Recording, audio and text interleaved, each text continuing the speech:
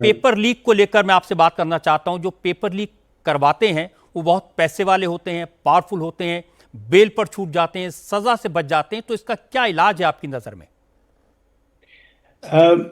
देखो रजत, मैं तो आज अब तो खैर पिछले 8-10 साल से इंडिया में रेगुलर प्रैक्टिस में नहीं हूँ, पर जब से ये कॉलेज का मामला शुरू हुआ, टीएमए पाई की जजमेंट आई सुप्रीम कोर्ट की 2002 में, उसके बाद लगातार फैसले आए सुप्रीम कोर्ट के, जिसके कारण ये नीट का कॉन्सेप्ट बना। और इंडिया में competitive एग्जाम्स हर नागरिक को, हर इंडियन विद्यार्थी को, भारत के विद्यार्थी को इक्वल चांस मिले, बराबर मौका मिले बेस्ट इंस्टीट्यूशंस में भर्ती होने का, भले मेडिसिन के हों, इंजीनियरिंग के हों, टेक्नोलॉजी के हों। इसलिए ये ऑल इंडिया एग्जाम्स शुरू हुए। अब इसमें एक पहले यही प्रॉब्लम आया, और आपको याद होगा एक ज़माने में एक स्टेट के चीफ मिनिस्टर ने कहा था, मैं नाम नहीं लेना चाहता, कि भाई इन्विजिलेटर्स हमारे बच्चों को ज़रा प्रोत्साहित करो कि उनको अच्छे नंबर आए।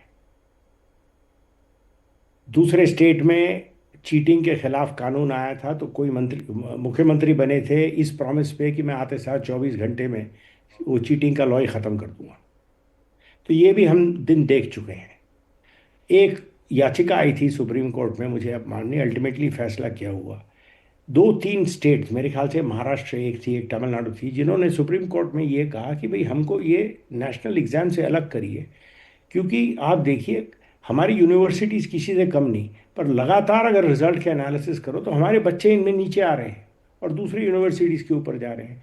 तो इस पे एक सवाल खड़ा हुआ था कि जो सेंटर्स होते हैं एजुकेशन, जहाँ ये एग्ज़ाम होते हैं, शुरू तो हुआ था कि दिल्ली में होंगे, पर सब ने कहा ये मुमकिन नहीं कि बच्चे पूरे भारत से दिल्ली में आए एग्ज़ाम देने वगैरह। अब ये सब मुद्दे हैं, इसका कोई आज तक स्ट्रक्चरल सॉल्यूशन हमने निकाला नहीं है।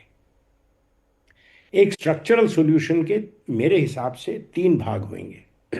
पहला तो भाग ये होगा कि एक इंडिपेंडेंट सरकार से हट के, न राज्य सरकार न केंद्र सरकार, सरकारों से हट के एक ओवरसाइट बॉडी बनानी चाहिए, ओवरसाइट कमेटी का हो बॉडी बनाओ, जिसका ये जुम्मा होगा, जैसे यूपीएससी एग्जाम्स करती है वैसे उसका जुम्मा होगा एंट्रेंस टेस्ट्स कराना।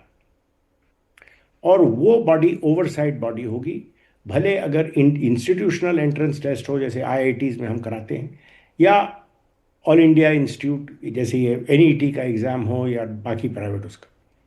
दूसरा, उनका ओवरसाइट होगा शुरुआत से पेपर सेटिंग, पेपर्स का course setting, valuation, conduct of examination, और ये बहुत एक मैं संवेदनशील मुद्दे पे आ रहा हूं, वेन्यूज और इन्विजिलेशन, ये भी निष्पक्ष होना चाहिए।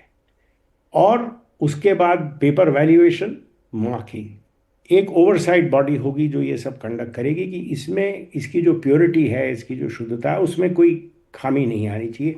किसी बच्चे को दिल में ये नहीं लगना चाहिए कि मैं गलत कारण से मेरा मौका चले गया। जैसे आज लोगों को, जिसमें लोगों को एंगर है कि ये हमारा चांस था वो चले गया, हर हर बार ज़रूरी नहीं कि दूसरे बार जब एग्ज़ाम दो तो उतना अच्छी तैयारी हो जितना पहली बार होगा।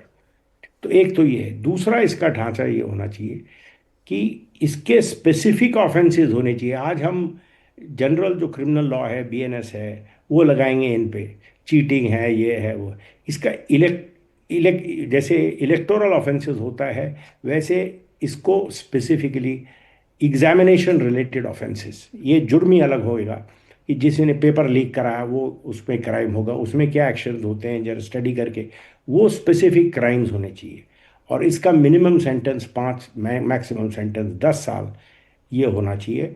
स्पेशल कोर्ट में जैसे सीबीआई के केस जाते हैं, और पब्लिक प्रोसिक्यूटर को बिना सुने किसी को बेल नहीं मिलनी चाहिए। तो इस किस्म का ये है कानून है।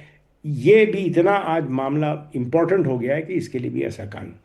और तीसरा चीज़ ये होना चाहिए, ये जितने हमारी टीचिंग शॉप्स हैं, जो ये कोचिंग इंस्टीट्यूट हम कहते हैं, इनका पूंजीकरण होना चाहिए, इनका रजिस्ट्रेशन होना चाहिए, पूरी ट्रांसपेरेंसी होनी चाहिए, कौन है इसमें पार्टनर्स, कौन चला रहे हैं, और इनके इनका रेगुलर ऑडिट होना चाहिए, हर 3 महीने इनकी रिपोर्ट आनी चाहिए, ये कितनी फीस ले रहे हैं ये पब्लिक में डिस्क्लोज होनी चाहिए। और इसके बाद इन लोगों को स्पेशल फाइन और स्पेशल प्रोविजन होने चाहिए कि अगर कोई कोचिंग सेंटर वाला पकड़ा गया पेपर लीक में, तो उसको 5 नहीं, उसको 10 साल की सजा होगी। तो इस किस्म के अगर हम कानून बनाएं तो हमारे बच्चों को आश्वासन होगा कि भाई एक मुद्दा आया, वो आज उबाल पे है, तो उसके लड़ झगड़ के इसमें कोई फायदा होने वाला नहीं है। सरकार निकालो, एक मंत्री बने एक मंत्री नहीं बने, ये तो ईगो प्रॉब्लम्स हैं पॉलिटिशियंस के, चलते रहते हैं। पर बच्चों का इसमें कोई फायदा नहीं होगा। बच्चों का फायदा ये होगा कि अगर हम एक ऐसा सिस्टम बनाएं जिसमें ये जो हुआ है ये अगले बार ना हो।